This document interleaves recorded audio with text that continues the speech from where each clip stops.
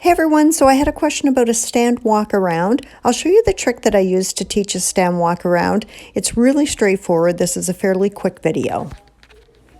So you do have to have a fairly strong leave-it, and you'll see here with Ruby why I say that. So I've put a treat out in front of her, and I've just asked her to leave it. So what happens is, because that treat's out in front of her, she can only pay so much attention to what I'm doing. So if there was no treat out, she would likely follow my body motion in behind her.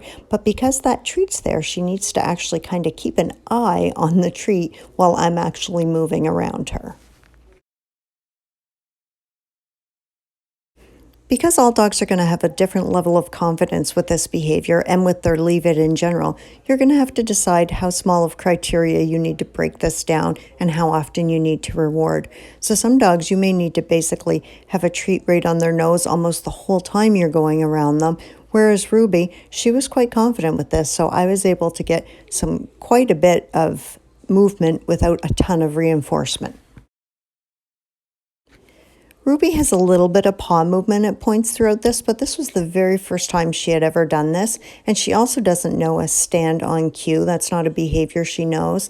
So I was a little more not as worried about that little bit of paw movement. But if this was an experienced dog or a dog who I had been working this with and I was still getting that paw movement, I would actually put them on a platform to set them up for success, to limit their ability to move when I'm doing the go around.